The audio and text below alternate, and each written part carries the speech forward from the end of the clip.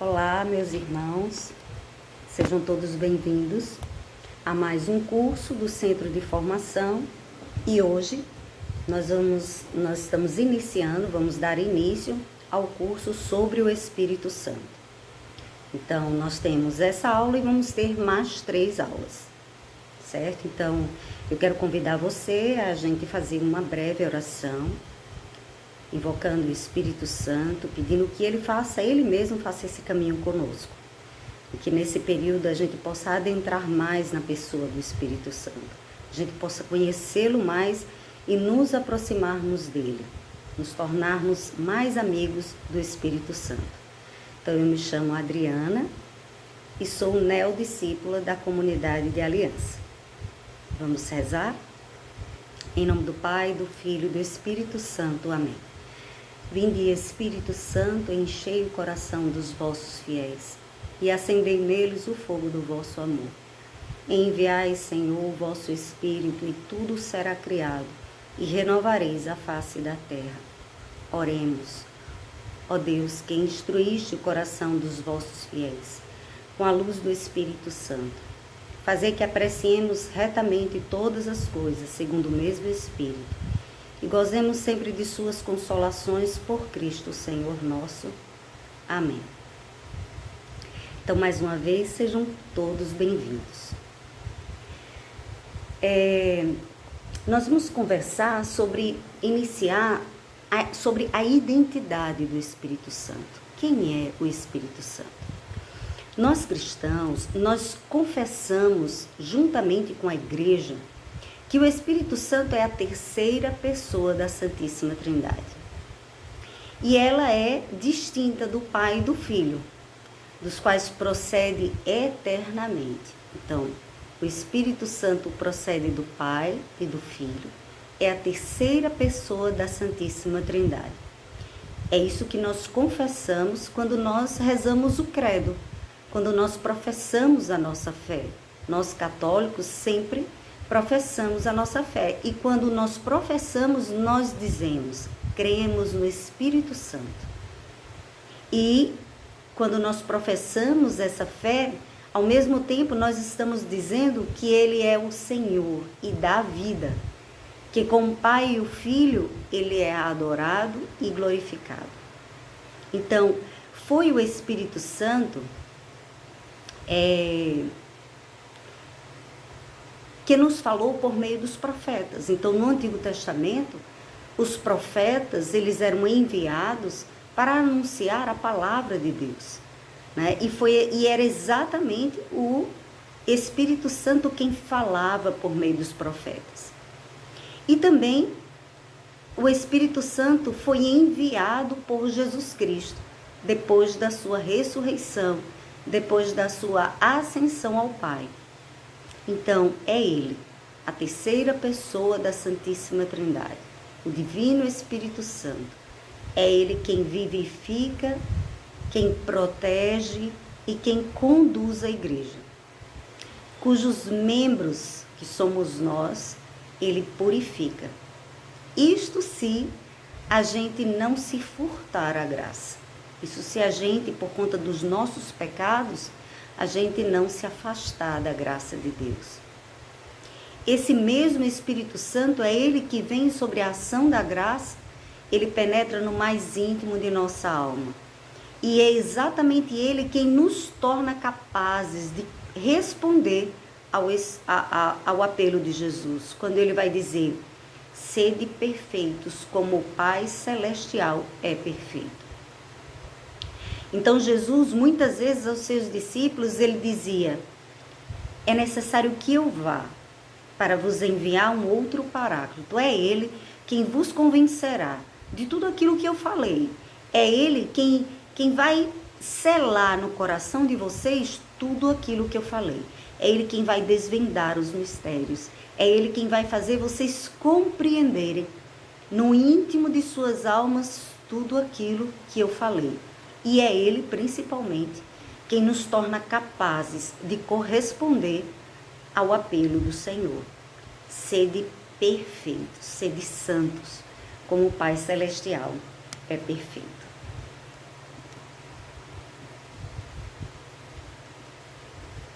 Nós também encontramos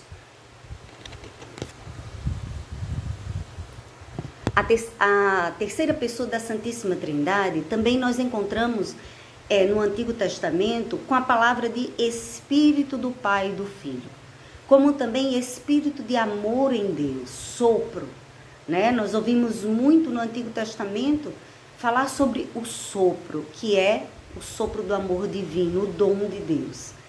Tudo isso é para falar do Espírito Santo.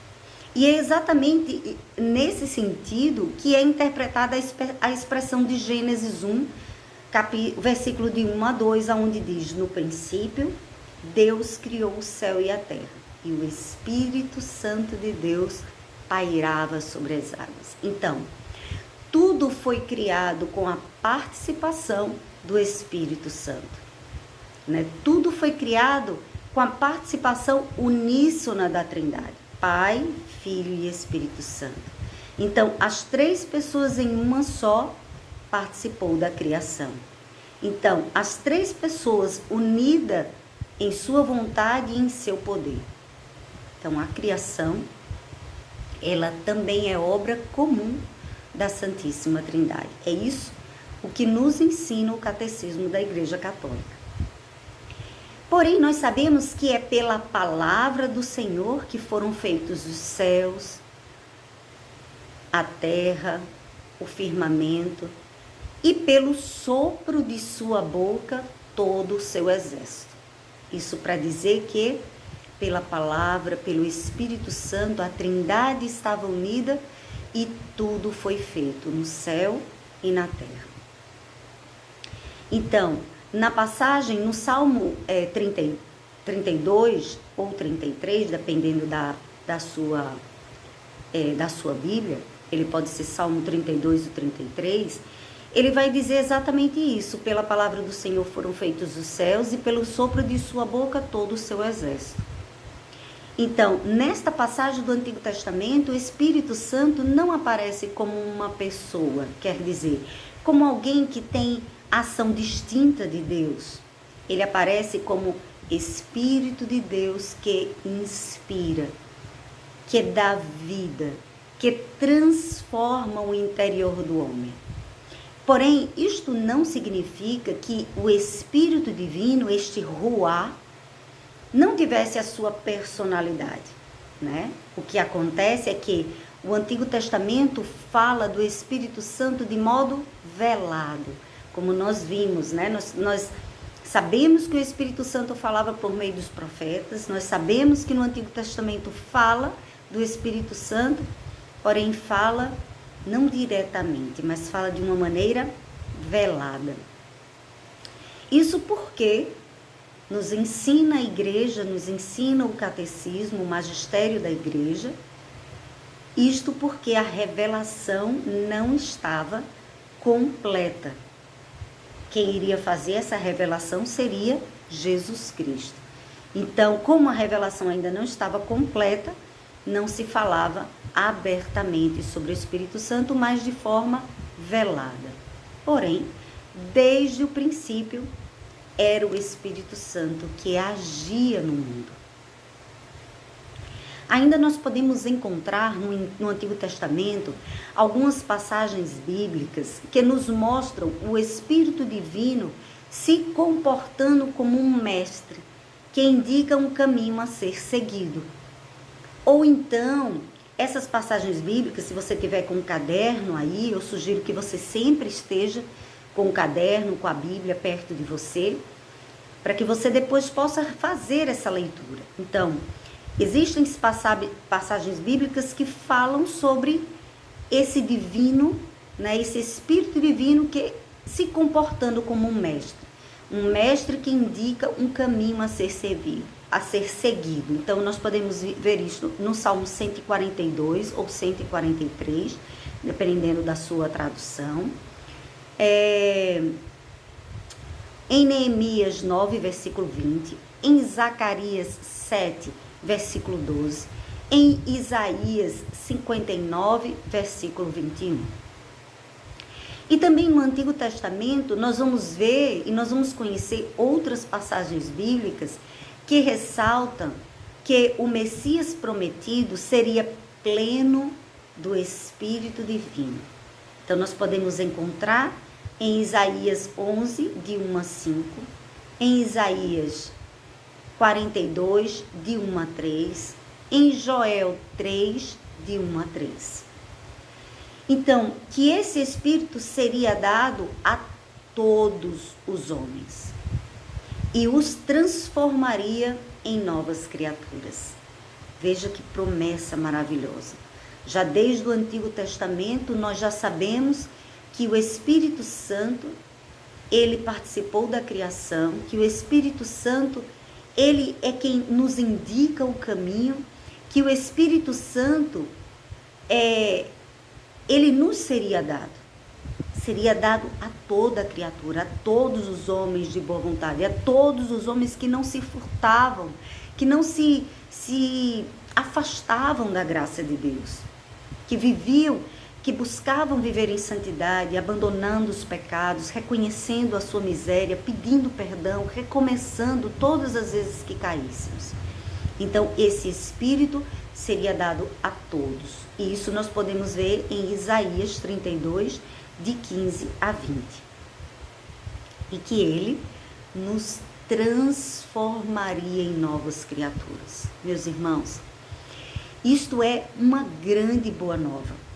Porque nós que conhecemos a nós mesmos, nós podemos perceber que por mais que a gente traga bons propósitos, muitas vezes de vencer determinados vícios, de vencer determinados pecados, de vencer determinadas fraquezas, nós sabemos e nos deparamos tantas vezes com as nossas limitações. Nos deparamos tantas vezes com quedas e mais quedas, às vezes com coisas bobas, mas que para nós é tão difícil superar. E já no Antigo Testamento, em Ezequiel 11, versículo 19, nós já podemos ver que o Espírito Santo que foi dado, ou que nos seria dado, ele nos transformaria em novas criaturas. Então, o Espírito Santo, ele realizaria em nós toda a obra que nós, por nós mesmos, não podemos realizar. O Espírito Santo realizaria em nós a santificação que Jesus deseja em nossas vidas. Quando ele dizia, sede perfeitos, como o Pai do céu é perfeito. Então é esse Espírito Santo que já nos era anunciado no Antigo Testamento, é ele quem nos transformaria em novas criaturas. Então, só isso é motivo de muito louvor. Só isso é motivo de nosso coração se elevar a Deus de grande gratidão, por saber que o Espírito Santo, a terceira pessoa da Santíssima Trindade, pode realizar tudo em nós. Então, nós percebemos que desde o Antigo Testamento já havia uma tendência entre os judeus de querer apresentar o Espírito Santo como uma pessoa. Porém, é no Antigo Testamento que o Espírito Santo é apresentado, porém é no Novo Testamento que o Espírito Santo é apresentado como a terceira pessoa da Santíssima Trindade. Então, só para tornar mais claro, nós percebemos então, quando nós fazemos as leituras de Isaías, as leituras de 2 Samuel 23, 2, nós sabemos que havia já uma tendência entre os judeus de querer apresentar o Espírito Santo como uma pessoa. Mas é exatamente no Novo Testamento, na encarnação do Verbo, que o Espírito Santo é então apresentado por Jesus como a terceira pessoa da Santíssima Trindade. O Espírito Santo então é enviado para santificar o seio da Virgem Maria e fecundá-la divinamente. Ele é que é o Senhor que dá a vida, fazendo com que ela conceba o Filho eterno do Pai em uma humanidade proveniente da sua. Então, isso nós aprendemos no Catecismo da Igreja Católica. Então, o Espírito Santo foi enviado para fecundar, para santificar o seio da Virgem Maria e para fecundar. Viu que lá no início nós dizíamos que quando nós professamos a nossa fé, nós ao mesmo tempo estamos dizendo que o Espírito Santo é Senhor e que dá a vida. E então no Novo Testamento nós já podemos ver isto concretamente. O Espírito Santo foi enviado. Eis que a sombra do Altíssimo descerá sobre ti, te cobrirá com a sua sombra, e o ente santo que nascer de ti será chamado Filho de Deus. Então, o Espírito Santo veio fecundar o ventre virginal de Maria Santíssima. Existem também a revelação do Espírito Santo nos evangelhos sinóticos, né, que é um termo, esse termo designa os evangelhos de Mateus, de Marcos, de Lucas, né, por conterem uma grande quantidade de histórias em comum, né, na mesma sequência, e algumas vezes utilizando exatamente a mesma estrutura de palavras. Então, nós podemos ver que nesses evangelhos sinóticos, que são esses 3 evangelistas, já a gente vê a referência deles ao Espírito Santo. Então, se a gente for ver cronologicamente, a primeira referência que nós temos nos evangelhos, né, nesses evangelhos do Espírito Santo, a primeira referência nós temos em Lucas 1, no versículo 15. Quando se faz o anúncio do nascimento de João Batista, o precursor de Jesus, que seria cheio do Espírito Santo no ventre de sua mãe. Então, lá em Lucas nós vemos que em 1,15 diz assim: porque será grande, esse João Batista será grande diante do Senhor e não beberá vinho nem cerveja, e desde o ventre de sua mãe será cheio do Espírito Santo.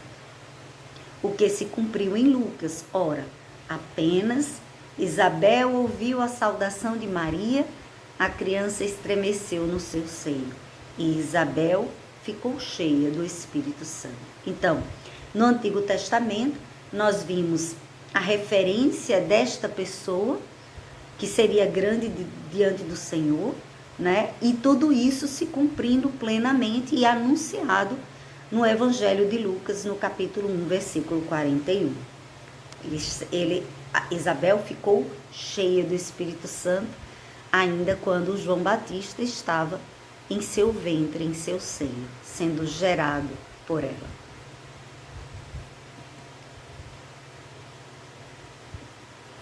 Em Lucas, nós também, Lucas e Mateus e Marcos, né, nós vimos nessa passagem, em suas paralelas, João Batista diz que é Jesus quem batizará no Espírito Santo. Então, sabemos que batizar significa mergulhar. Jesus, de fato, é o Cordeiro de Deus, que nos resgata da escravidão do pecado. Com seu sangue derramado, nos mergulha no amor unificador da Trindade.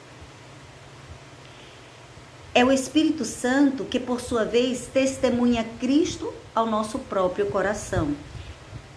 Isso São Paulo vai nos dizer em 1 Coríntios 12, de 1 a 3. E também ao mundo.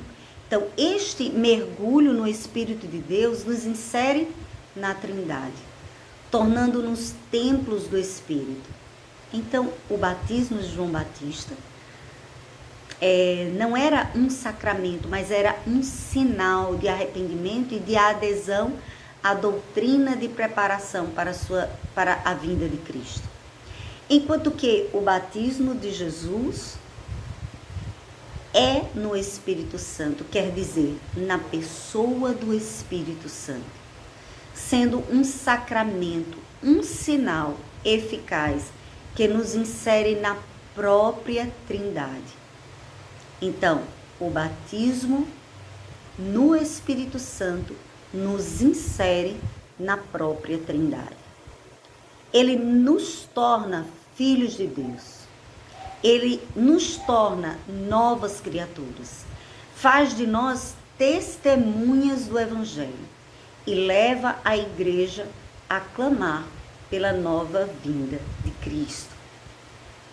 Então, em João Batista, já em Lucas, nós já vimos que o Espírito Santo foi derramado. Isabel ficou cheia do Espírito Santo. E João Batista ficou cheio do Espírito Santo, né? E João Batista pregava um batismo. Mas Jesus, ele já dizia, é aquele quem vos batizará na água e no Espírito. Né? É ele quem fará um sacramento, um sinal, fará do sacramento um sinal eficaz. Este sinal que nos insere, a nova e eterna aliança, nos insere completamente na Trindade. Nos insere na pessoa do Pai, do Filho e do Espírito Santo. Nos insere no seio da Trindade. É Ele quem nos torna filhos de Deus por meio do batismo. E faz de nós novas criaturas. Então, já nos evangelhos de Marcos e de Mateus, né, em Marcos 13, 11 e de Mateus 28, 16 a 20, e suas paralelas, né, e suas passagens bíblicas paralelas, nós percebemos que o Espírito Santo é uma pessoa atuante na evangelização. Ou melhor dizendo, é somente no Espírito e pelo Espírito que se dá a verdadeira evangelização, porque Ele é o autor. Né? Então, aqui nós vimos nos evangelhos o quanto que Lucas, o quanto que Marcos e Mateus já vai nos falando que o Espírito Santo é Ele quem realiza todas as coisas. Né, reafirmando aquilo que Jesus dizia: nada podeis fazer por vós mesmos, né? Nada, mas o Espírito Santo tudo realizará. Então, aqui nós vemos nos evangelhos que somente no Espírito e pelo Espírito se dá verdadeira evangelização, porque Ele, o Espírito Santo, é o autor. Então, embora Lucas seja conhecido como o evangelista do Espírito Santo, nós podemos ver que é João quem menciona mais vezes e quem dá uma doutrina mais detalhada sobre sua ação. Né? Então, Lucas ele é conhecido como o evangelista do Espírito Santo, mas João é quem vai esmiuçar, é quem vai mastigar essa compreensão para nós. É quem vai nos mostrar uma doutrina ainda mais detalhada sobre a ação do Espírito Santo na igreja, a ação do Espírito Santo sobre nós, sobre os filhos de Deus. Então, na passagem de João 3, de 1 a 15, nós vamos ver o Espírito Santo sendo apresentado como o Espírito e como o vento, manifestando que ele é uma pessoa que realiza o renascimento do homem no Espírito. Então, João já vem falando sobre este vento, sobre este ruá, sobre esse Espírito, sobre esta pessoa que pode fazer com que a gente se torne novo outra vez. Né? Como Jesus dizia a Nicodemos, vos é necessário nascer do Espírito.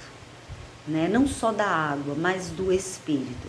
É necessário esse renascimento, o renascimento do homem no Espírito Santo. E Jesus, então, ele vai manifestar o Espírito Santo que vive nele e com ele, por todos os seus gestos, mas não pode mostrá-lo, como distinto dele mesmo. Então, para que o Espírito Santo seja derramado e reconhecido, é preciso que Jesus parta, né? Lembra da passagem que ele dizia: muitas coisas eu tenho a dizer a vocês, né? E é necessário que eu vá, porque se eu não for, não poderei enviar um novo Paráclito, né? Ele é quem vos ensinará, ele é quem fará com que vocês compreendam todas as coisas.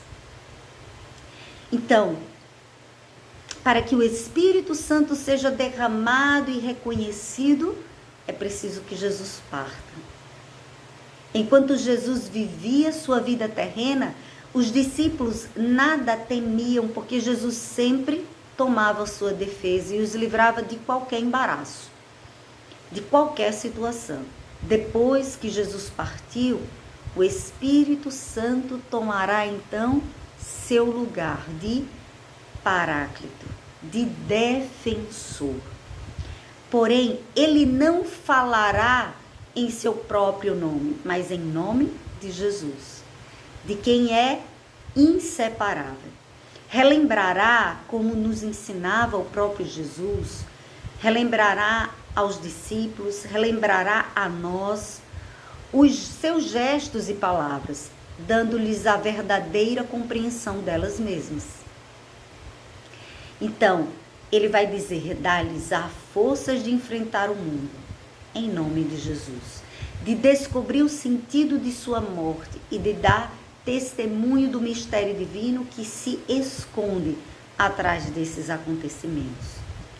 Convencê-los-á do amor de Deus, do próprio pecado, do triunfo da verdadeira justiça e da derrota de Satanás. Quem tudo realiza em nós é o Espírito Santo, em nome de Jesus, por meio de Jesus. Então, morto e ressuscitado, Jesus traz a nós, traz à sua igreja o dom do Espírito. Um homem que morre, por maior que tenha sido, e continua a influência de sua memória entre os povos, está fadado a pertencer ao passado e as suas ideias e influências a serem substituídas por outras melhores e mais modernas. Não é assim que acontece na nossa vida com os grandes da terra?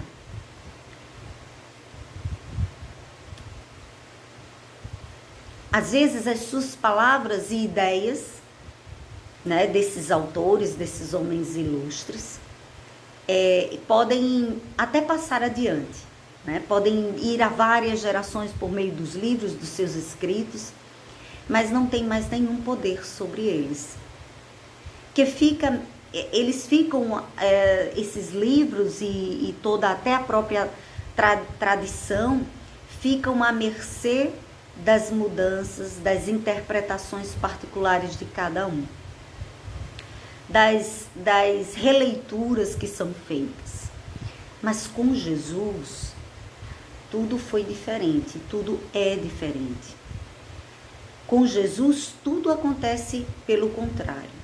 Quando ele morre e entrega seu espírito a Deus, e depois de ressuscitar e subir aos céus, exaltado à sua direita, derrama sobre a humanidade inteira o Espírito Santo, que guardará, vejam bem, ele envia o seu Espírito Santo que guardará intacta a verdade, que guardará intacta a verdade, e mais ainda, será o portador de sua presença real e não apenas de suas ideias. Então, por meio do Espírito Santo, a verdade revelada de Jesus ficará intacta. E esse mesmo Espírito Santo, ele que é portador de sua presença real, ele não é portador apenas das suas ideias, da sua presença real, porque eles são distintos, mas indissolúveis. É a terceira pessoa da Santíssima Trindade que vive em completa e inteira comunhão com o Pai e com o Filho. Esta verdade neles estará guardada, intacta. E daí, por isso, Jesus também, através do Espírito Santo, nos assegura a presença e a assistência de um outro Consolador, até que ele venha pela segunda vez, né? Ele diz: não vos deixarei órfãos, mas vos enviarei o Espírito Santo. É o Espírito Santo que guiará e ensinará sobre o pecado, sobre a justiça e o juízo, além de nos conduzir à verdade plena. Então, Jesus vai dizer: não falará de si mesmo, mas dirá tudo o que eu vi e anunciará as coisas futuras. Por esta razão, o Espírito Santo não pode ser uma força ativa, que não possui inteligência, pois só uma pessoa pode falar, controlar, iluminar, guiar e confirmar. Então, o Espírito Santo não é uma força, o Espírito Santo é uma pessoa que possui inteligência, uma pessoa que fala aos nossos corações, uma pessoa que fala no mais íntimo de nossa alma, uma pessoa que conforta os nossos corações. Quantos de nós já não teve a experiência de estar enlutado, principalmente nesse tempo de pandemia, de estar cheio de dor e clamar a Deus, clamar a Jesus, ao Espírito Santo e sentir no coração o conforto. Nada mudou, a dor permanece, mas você está consolado, mas você está em paz, porque o Espírito Santo, a terceira pessoa da Santíssima Trindade, ele conforta, ele nos ilumina, ele nos guia, ele nos confirma na verdade revelada por Jesus Cristo. Então, mesmo que o Espírito Santo tenha diversos nomes, como nós já vimos no Antigo Testamento, ele é uma pessoa, a terceira pessoa da Santíssima Trindade. Então, a nossa primeira aula, nós vamos encerrar por aqui, e na próxima aula nós vamos dar continuidade ao Espírito Santo no Evangelho de São João. Na verdade, nós vamos retomar, só para você lembrar, e vamos então conversar um pouco sobre o Espírito Santo nos Atos dos Apóstolos, né?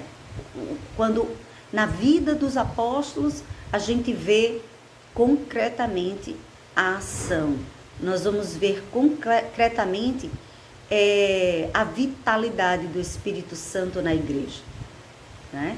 Então, a vitalidade do Espírito Santo jamais diminuiu, mas em Atos dos Apóstolos nós vamos ver como que ele realmente ele agiu, como ele realmente entrou por meio da nossa fé, da nossa abertura. Então, eu convido você a permanecer conosco e darmos continuidade a este curso sobre o Espírito Santo, neste caminho com ele, aprendendo com ele mesmo a nos relacionarmos com ele, a crescermos nesta amizade e a saber que nós podemos contar com ele, porque ele é uma pessoa. Quando nós o invocamos, nós estamos pedindo o seu auxílio, nós estamos pedindo a sua luz, nós estamos pedindo a este Consolador que venha em nosso auxílio, que venha nos ajudar neste caminho até o céu. Então eu lhe aguardo na próxima aula. Deus lhe abençoe. Shalom.